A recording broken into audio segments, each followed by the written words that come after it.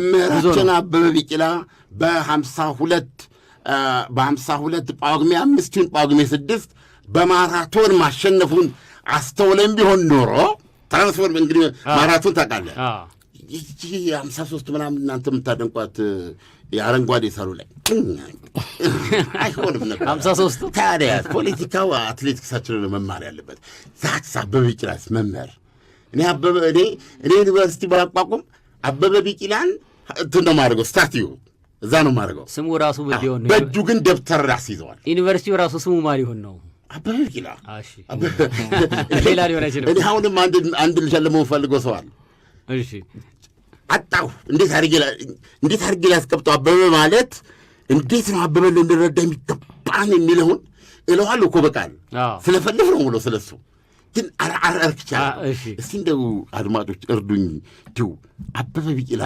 ምንድን ነው ለእናንተ ብዬ ጥያቄ ያቀረብኩ ስሙን አላውቀውም ወይም ስሟን አላውቀውም አበበ ቢቂላ የኢትዮጵያ ሌላ ስሟ ነው ያን ፕሮግራም በነገራችን ላይ አለምነን የቀጥታ አስተናግድ ሰማ ነበር ፋና ላይ ና በጣም ነው የገረመኝ አስተት በቃ በጣም ነው የሚገርመው ሊገርም ይቀባ አበበ ቢቂላ የኢትዮጵያ ሌላ ስሟ ነው ይሲ ምንድን ነው ለምሳሌ አንድ ሰው ሰምተው ምንድን ነው ደግሞ ነውቴ እንደየና እንትን አሉ አይደለም እንደ እንትና አሊያደና ኦክስፎርድ የተማረን ሃርቫርድ እንደውም ቢሉ ቀጥል ይበረክ ነገር ለምሳሌ አንዳንድ ቀን በሌላም ነገር አምናለሁ አበበ ቢቂላ ሲሮጥ ነው መጀመሪያ ማስተዋል ያለባቸው ሰዎች ነው የምነግርህ አንደኛ የአበበ ቢቂላ ሰብዕና አይደለም አበበ ቢቂላ ማራቶን ከመሮጡ በፊት ገና እኮ ተመርጦ ነው እኮ ንጉሥ እኮ አውስትራሊያ ሜልቦርን ላይ ጥሩ ውጤት ስላልመጣ ብዙም እስካኒን ነው ሳምቲንግ የሚባል የስዊድን አሰልጣኛቸው ማለት ነው እሱ ነው ተስፋ የሰጣቸው ሌትስ ጎ የሚለውን እሳቸው በጣም ሀገራቸው የሚወዱ ሰው ናቸው እና ያ ውጤት ግን ጥሩ አልነበረም የሜልቦርን ሰው እንደዚህ ሁለት ወታደሮች አበበ ቢቂላ አበበ ዋቅጂራ እና ዋሚ ቢራቱ ሲያደርጉ ዋሚ ቢራቱ ከዚህ ደብረ ዘይት ነው ዱከም ነው ሲሮጡ እግራቸው ዱከም ከፍተኛ ርቀት ስለሄዱ እሳቸው ይሄ እንደ ይባለው እንደ ውሃ ሲቋጠር ሰውነት ይሄ ደግሞ ይሄ ጭጭን አስበው እዚህ ጋር ሆኖ ከንትኖ ነዋል ያን ጊዜ ሞር እሳቸው ነበረ ሁሉ ጊዜ አንደኛ የሚወጡ እሳቸው ናቸው አበበን ይመሩታል አበበም ያደርጋል ግን ኤንዌይ በማላውቀው በእሳቸው ላይ ነበረ እንትኑ ሰው አበበ ታይም ወሰደ እኛ ሰፈር ነው ቤታቸው ነው የሚብራት ታይም ወስዶ ሊጠይቃቸው መጣ አይዞህ ትድናለህ እነሆ የቤት ባለቤት የመሆን ህልሞን እውን የሚያደርግ ልዩ የምስራች የመጀመሪያ ዙር የልዩ ቅናሽ ዲስካውንት ሽያጭ ጀመርን። በ5 ዓመት ውስጥ 5 ፕሮጀክቶችን አጠናቆ በማስረከብ ብዙዎችን የቤት ባለቤት ያደረገው ጀምቦሮ ሪል ስቴት አሁን ደግሞ በቦሌ ቡልቡላ እጅግ ቅንጡ አፓርትመንቶችን ይዞ መጥቷል። በ15% ቅድመ ክፍያ ብቻ ማለትም ከ1.9 ሚሊዮን ብር ጀምሮ በመክፈል ቀሪውን በ15 ዙር የረጅም ጊዜ አከፋፈል ማጠናቀቅ ይችላሉ። 8 ዘመናዊ ሊፍቶች፣ የልጆች መጫወቻና ማቆያ፣ ላይብረሪ እንዲሁም ለአዋቂዎች ጂምና ስፓ ለእያንዳንዱ ገዢ በነፃ የተበረከቱ ናቸው። ከዚህም በተጨማሪ 40% የተገነባውንና ሳር ቤት ቫቲካን ኤምባሲ አጠገብ የሚገኘውን ቅንጡ የዲፕሎማት አፓርትመንት ከ1.3 ሚሊዮን ብር ቅድመ ክፍያ ጀምሮ በመሸጥ ላይ ናቸው። ልብ ይበሉ፣ ሁሉንም ቤቶቻችንን ሲገዙ ያለምንም የዋጋ ጭማሪ ገንብተን እናስረክቦታለን። ለተጨማሪ መረጃና ግዢ ለመፈጸም አሁኑኑ በ0990 27 27 33 ይደውሉልን። ጀምቦሮ ሪል ስቴት በጊዜ ግቡ። ገብቶሃል? ትድናለህ፣ ትሮጣለህ። አይቼ ልሂድ ብዬ ነው የመጣሁት አላቸው። ወደ ሮም እኮ ከመሄዱ በፊት እንደዚህ አይነት ሰው መኖሩን ሳታውቅ ዚኪኪ ራፕ በመደነስ ታመጣለህ? ታመር ነው አታመጣም። ሊሚቴሉ ኖረ የምትለው አላቸው ሲል እሳቸው ደግሞ የቅናችሁ የኢትዮጵያ አምላክ ዋሚ ብራቱ ያሉትን ሰምታላለም ተርቢያ ያደርጋቸው ሰርቻለሁ። የኢትዮጵያ ምንድነው የኦሎምፒክ ምንድነው የኢትዮጵያ ሩጫ ታሪካችን የወደፊት እጣው ምን ይሆናል ስል እግዚአብሔር ነው የሰጠን። እግዚአብሔር ላይ ባለን ጽናት ወይ የሱ ፍቃድ ነው። የሱ ፍቃድ ካልሆነ ሮጠን የምናመጣው ነገር እኛ ጋር ፓወር አለው። እምነታችን ከዓለም ላይ እንደዚህ አይነት ስለዚህ ያን ጸጋ እንደ ፓወር መጠቀም እንችላለን እና እሱ ነው የሚወስነው ብለዋል። ስለዚህ ነው ትሁት መሆን ሁሌ በጣም ጥሩ ነው። ኢትዮጵያ አትሌቲክስ ውስጥ ትሁት መሆን ያስፈልጋል። መከባበር ይፈልጋል። የእኛ አትሌቶች ትሬንድ ሴተር ልሁን አባባል የገባ በአትሌቲክሱ የምታገኘው ገቢ አለ በሩጫው። ስለዚህ ያስቱኝ ብለህ የስፖርት መኪና ምንድነው የሚባለው እንደ ወደ ስፔስ እንደሚሄድ ሰው ላስቲክ የሚመስል አለባበስ ይሄ መጠን ነው። በፍጹም ሴክርድ ነው ሩጫ ለኛ ሴክርድ ነው ሩጫ። ይሄን ማውቃል። በምክንያቱም ይሄን የፈጠሩ ሰዎች በአጋጣሚ የመጡ አይደሉም። እና በቢቂላ የአጋጣሚ ውጤት አይደሉም። እነ ዋሚ ቢራቱ የአጋጣሚ ውጤት አይደሉም። እና አበበ ዋቅጅራ የአጋጣሚ ውጤት አይደሉም። እና እነዚህ ሁለት ወታደሮች በ1952 1900 በእኛ ደግሞ ጳጉሜ ምናምን ላይ ሩጫ መሙ ላይ መወዳደሪያው ላይ ሲቆሙ ገብተዋል።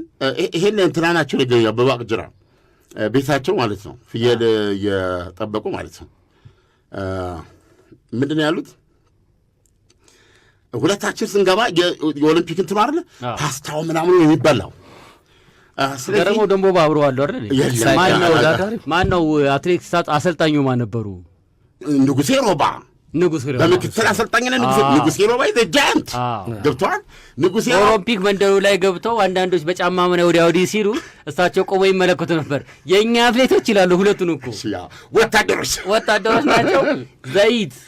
የዘይት ቅባት ከሻንጣቸው አወጡና እግራቸው ባታቸው ከዛ በኋላ በቢቂላ ባዶ እግሩን ነው። ሁለቱ ባዶ ናቸው። እዛ እያለን እንበላና አገሩን መምሰል አለብን። እግርግራችንን የሚያውሰውን ልነገር አልችልም አሉ። እንበላና በይና ያናረግን እንወጣና እንትን አይለንም አሉ። ምንድን ነው ጣዕሙ ያቅለሸልሸናል። አሁን ወዲና ቲኖ በርበሬ ታውቃለህ? የተደቆሰ በበርበሬ እሱን እናደርገና አባቴ ስጠት ታውቃለህ? እኔ እሱን ያደርጉና በእንትን ይበጠብጡታል። በውሃ በብርጭቆ ስታየው የቀይ ስር ጭማቂ ነው የሚመስለው። ሲያደርጉት ቆምጣ ያደርጋቸዋል። አለቀ። ከዚህ በኋላ አንዱ ጣሊያን አያለ ምንድን ነው አርያ ጠየቅ ነው ሲል እሳቸው አበበ ዋቅጅራ በኦሮምኛ ነው አሉ እንዳቃጠለ እናቃጥለው እና ይገርምሃል አንድ ቀን ዋቴቨር አልነው አሉ እና ፈረንጅ መቼም ማወቅ ይፈልጋል። በደግ አድርጓችን የተወሰነችዋን ሲያደርግ ፊታችን ላይ ምላሱን እንዲህ ጎልጉሎ አውጥቶ እንደ ፎጣ አጠበው ነው የሚሉት ተቃጥሎ። ስለዚህ እኔ በጣም ሲሪየስ ነኝ በዚህ ጉዳይ። ዶናልድ ትራምፕ ይቅር ይበልኝ ዛሬ እና ኢራን ይቅር በለኝ እና ምንድን ያደረገው ብዙ ሰው ይሄንን እንደ ቀላል ነገር ነው ላይ የሚፈልገው አዲዳስ ጫማ ለመወዳደሪያ መጥቶ ለእያንዳንዳቸው ታድሏል። አበበም አድርጎታል። አሁን ለእኛ ቀላል የሚሆነው እንግዲህ እኔ ከተማ ልኝ ድልድይ ላይ ቁጭ ብዬ ሰው እንደ ድንች ስልጥ ነው ያደግኩት። ገብቶሃል? ተረብ ምናምን ነው አራዳነት የሚመስለን እና ብዙ ሰው የሚያስበው ይህ ጫማ አድርጎ እንደዚህ ያደረጋ ሻይሎ በእግሩ በጫማ ያለበት ብሎ ሊያቃልለው ይችላል። ጫማው ግን አበበን ተስማምቶት ነበር። እግር ውስጥ መቹም ነው እንጂ አዲዳስ አይደለም ወይ? ለማንኛውም ሰው ተደርኮ የሚሰራ ነው። ተስማምቶት ነበር። ስለዚህ አበበ ዋቅጅራም ይህን አድርገን አልሮጥም አላቸው። ይህን ጥሎ በባዶ እግሩ የመሮጫ ቦታው ላይ ቆመ። አሁን ድረስ እምባይን የሚያመጣውን ነው ነገር ሩጫው ሲሄድ እየፈጠነ ሲሄድ የእሱ ተከተለ። ሞሮኳይ ነው ከሱ ኋላ አበበ ሲሮጥ የእግሩ ዳና ከሌሎች ይሰማል። ሌሎቹ አዲዳስ ላይ የእሱ ግን ይላል እግሩ መሬቱ አለፈው። ከዚህ ምንድን ነው እኔ አላቆመው ጣሊያን ብጠይቀኝ ግን ከጋዜጠኛው የሰማሁትን ነው የምነግርህ። የአክሱም ሐውልትን አለፈው። ያን ጊዜ ነው አክሱም ሐውልት የተመለሰው ወደ ኢትዮጵያ። ቀና ብሎ ጋርማም አድርጎታል። ባለቤቱ ነው እሱን አለፈው ይላል እና ከጲላጦስ አደባባይ ይላል እንዲህ ብቻ አለው የሚገልጸውና ያ ግራዚያን ማነው የግራዚያኔ ንግግር ያደረገበት ሙሶሎኒ ያደረገበት በባናቱ ዝቅዝቅ የሰቀሉት ገብተዋል።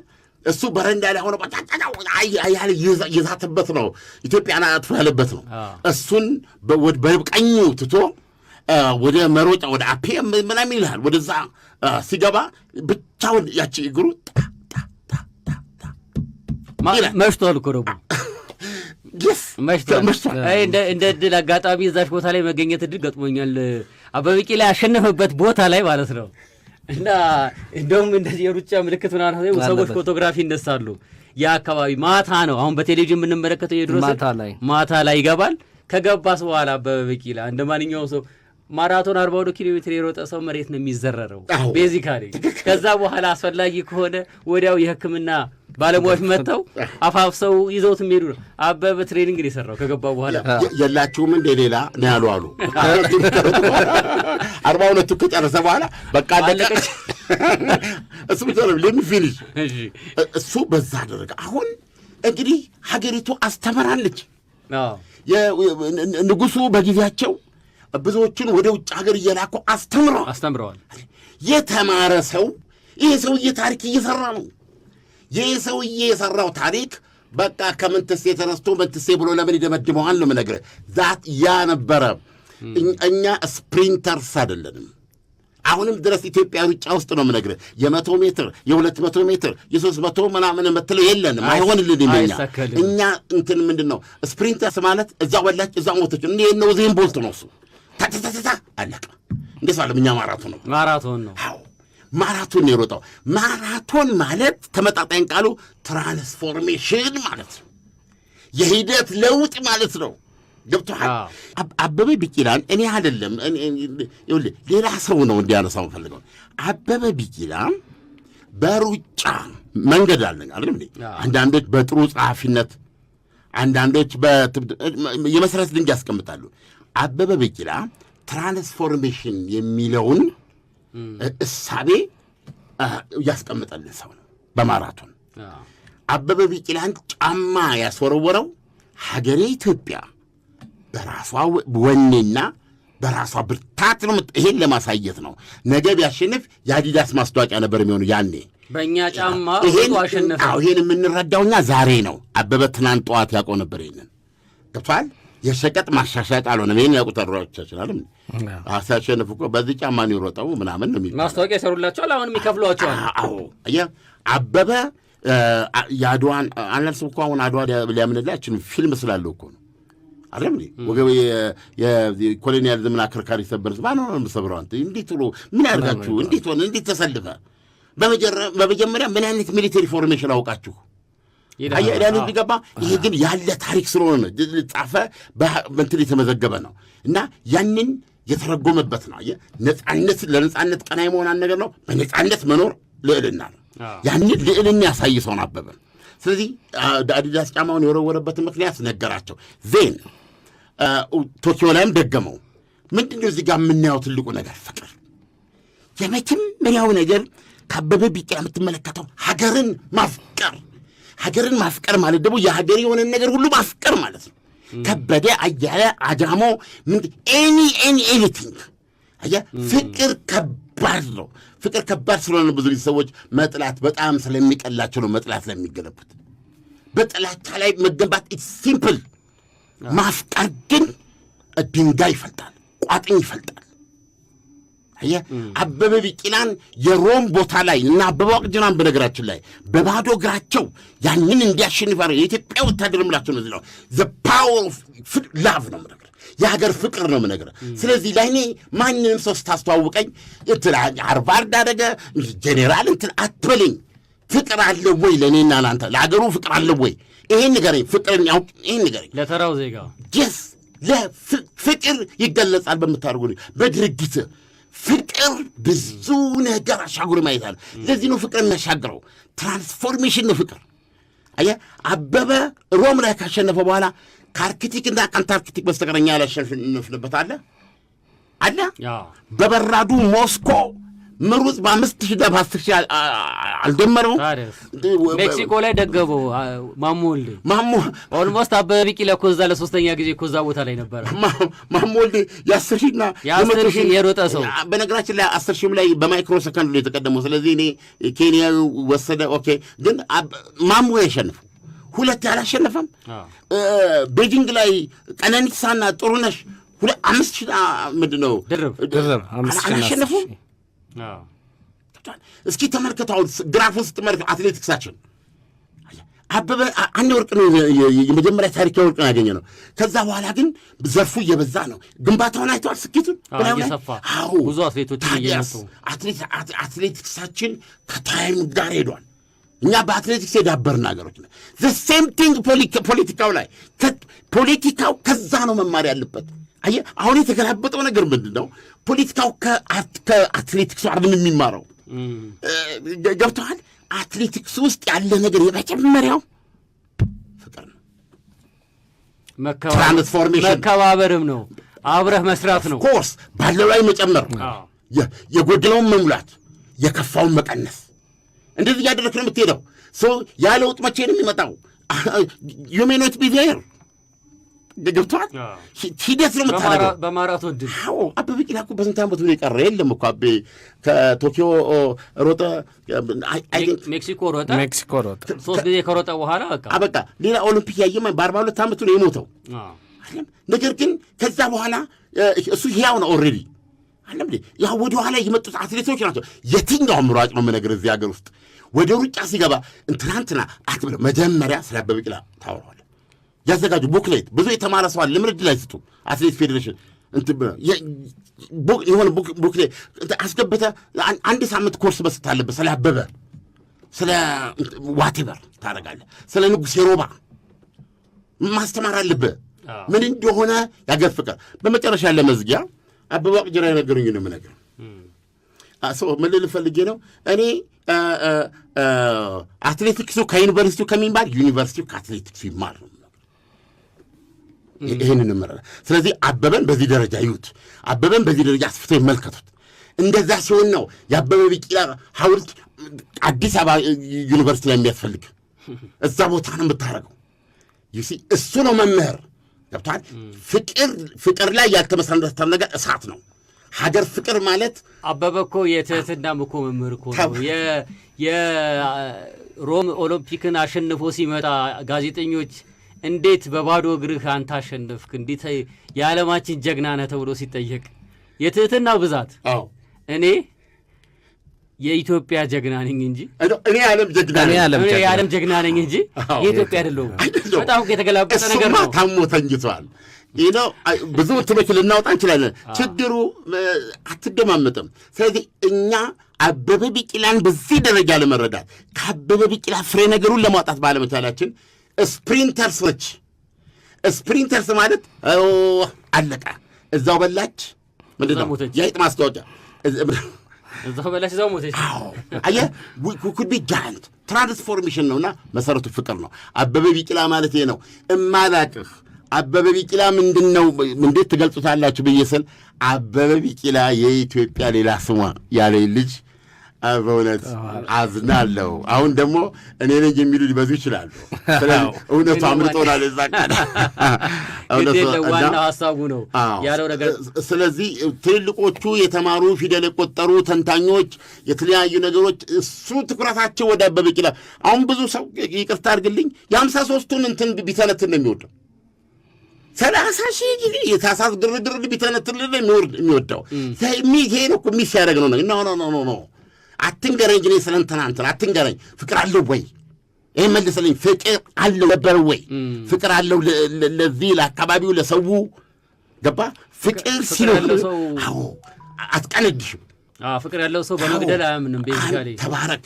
አየህ ፍቅር ያለው ምን እንደሆነ ያየነው አበበ ቢቂላ የሚባል የ28 ዓመት ወታደር በባዶ በሌጥ አገሩ ኢትዮጵያውያንን የጨፈጨፈ ፋሽስት አገር ምድር ላይ በሌጥ አገሩ የዛን ሁሉ ድምፅ እየሰማ የኢትዮጵያንን ጩኸት፣ የኢትዮጵያንን ማቃሰት፣ የኢትዮጵያንን ወኔ ይዞ እየሳቁበት እየተሳለቁበት በእንግሊዝኛ በጀርመን who is this guy a soldier running on a matchstick leg is unbelievable እያሉ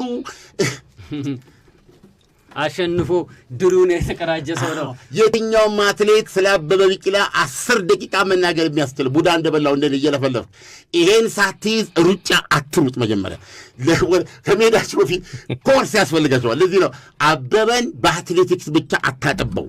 አበበ ማለት ማራቶን ማለት ትራንስፎርሜሽን ላቭ ነው፣ ያው ኖሌጅ ነው። እና አጠቃለናል። አበበ ቢቂላነት ሀገር ወዳድነት ነው፣ ፍቅር ነው። አበበ ቢቂላነት አገልጋይነት ነው። ሁለቱን ለመናገር ስሙም መንፈሱም የተከበረ ይሁን። በእውነት ነው የምነግርህ።